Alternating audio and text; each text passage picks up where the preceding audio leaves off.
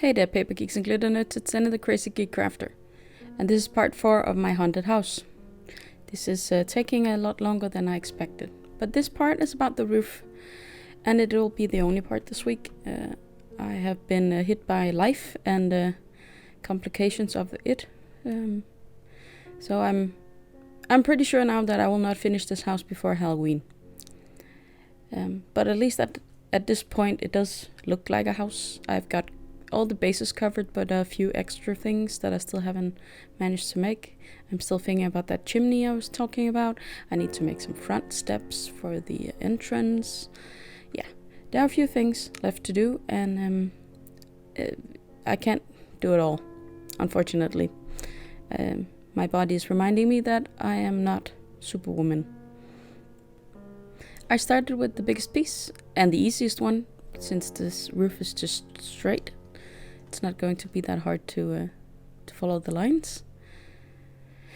Yeah, there's actually not much to say about this part of the roof. But I did leave it in if you wanted to watch it. I think this whole video is mostly just a montage of me gluing on roof parts. Sorry about that. My dog is not happy. His daddy left to get food and didn't bring him. Stupid dog. Like he ever gets to go to the grocery store. Ever. So, back to the project. I'm trying to stagger these a bit from one side, a bit from the other, to make sure that the gap in between is in a different space every time. I don't know why. I don't think it's necessary, because it's not visible in the pattern. I just prefer it that way. Sometimes if you have the same place with a weak spot, it gets a break line. Not that I'm planning to drop this on its roof or anything like that. I just think it's habit. Don't ever put the weak spot in the same place over and over.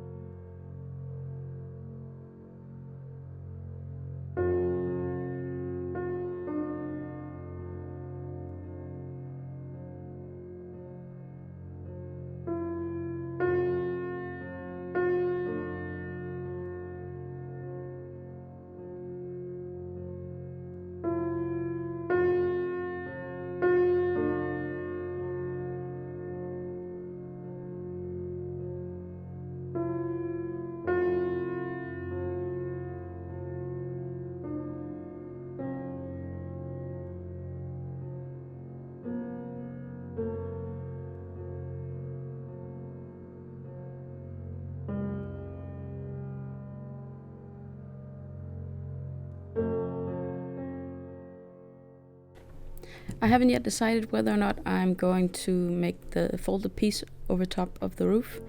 I'm still debating if I'm going to put spikes on it. I think I am. That's why I didn't make that piece, because it wouldn't be necessary for this part of the roof at least. But time will tell. That piece is easy to make. It won't take as long as some of the others. And like you saw, I didn't include the die cutting of all these roof pieces. I did that in front of the TV. Since it was bigz dies, I was standing up though. I took a table, moved it in front of the TV, and got to die cutting. It took about an episode to make all of these, and I can already tell you it won't be enough. But moving on to the smaller pieces, I have to decide now what to do with the roof, and I'm going to cut off this pointy thing and just keep it straight. But since it's the smallest piece, I'm going to save it for last, because I know by now I'm going to get a lot of small pieces, and I'm going to need more glue. And I make a mistake filling this, and I knew it before I even did it, that I was doing it wrong. You have to press the bottle to get the air out, and then when you put in the glue, you release it slowly. That way it doesn't make air bubbles. I was just hoping that I would not need to, but of course I did need to. Doing these, I'm going to keep them overhanging the entire way through, and then let it dry for a long time before I try to cut them off. These sides are easy compared to the ones with the windows, of course. But it still just follow the pattern.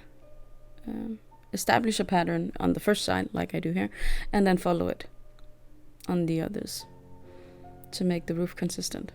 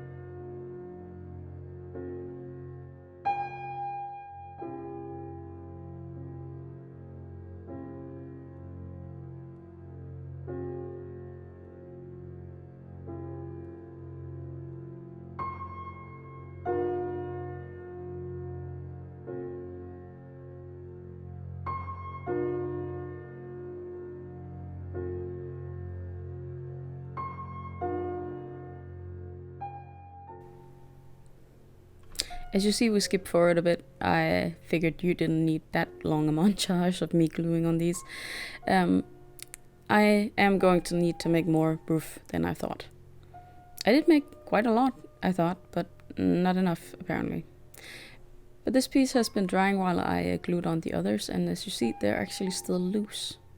So, it's better to wait even longer, which you'll see with the other one. I'm going to leave that one overnight.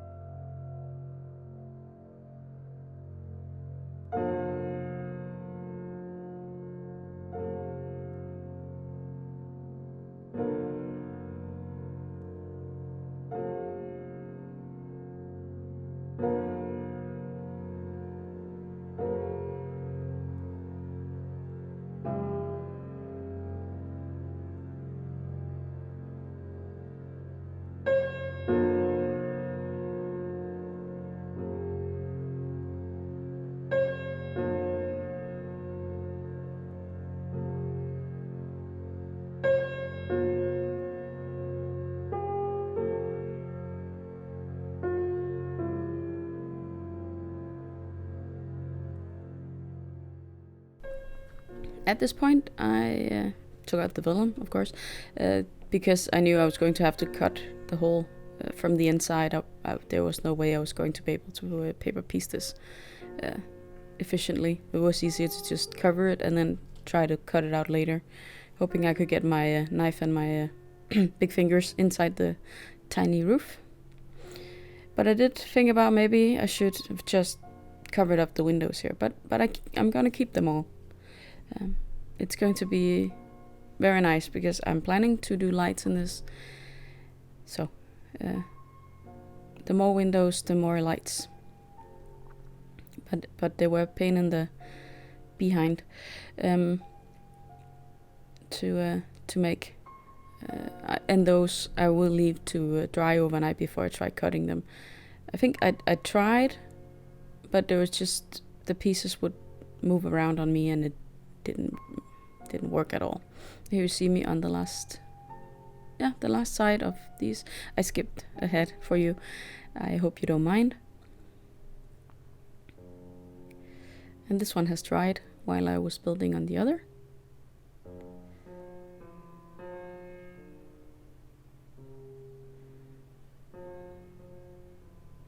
And when the tiles have dried, it's far less troublesome to cut them to size. The glue is a trial and also a lifesaver in many aspects of this. Since it takes so long to dry, I can still move things around if I need to, but it also takes so long to dry that the part where you have to cut it, you have to wait for a long time. And the last roof piece.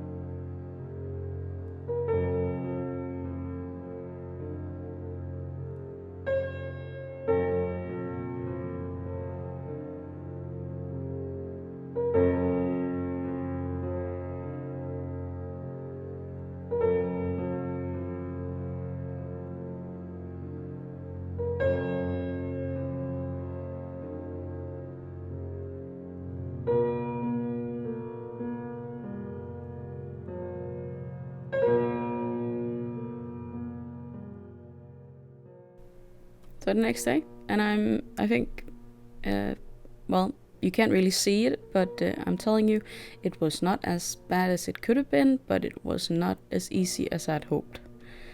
I did manage, and I had to pop in some extra glue for some of the pieces where I cut off a lot.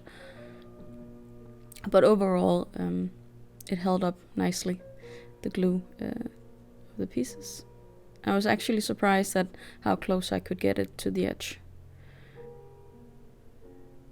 But patience is key.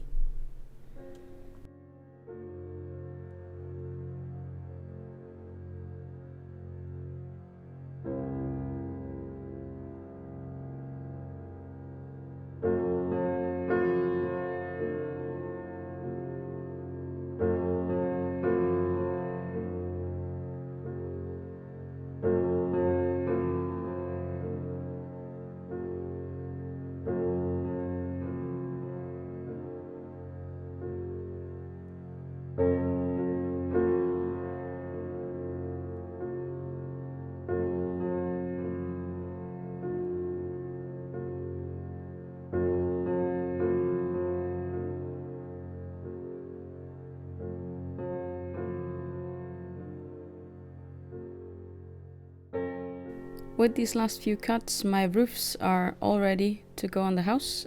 I still need to decorate them, but I think maybe I'll be doing that once they're on, especially the big roof, since I need the angle to be right when it fits on the building. But I hope you enjoyed this, and I will be back next week. Until then, I hope you'll be having a good day, evening, or night.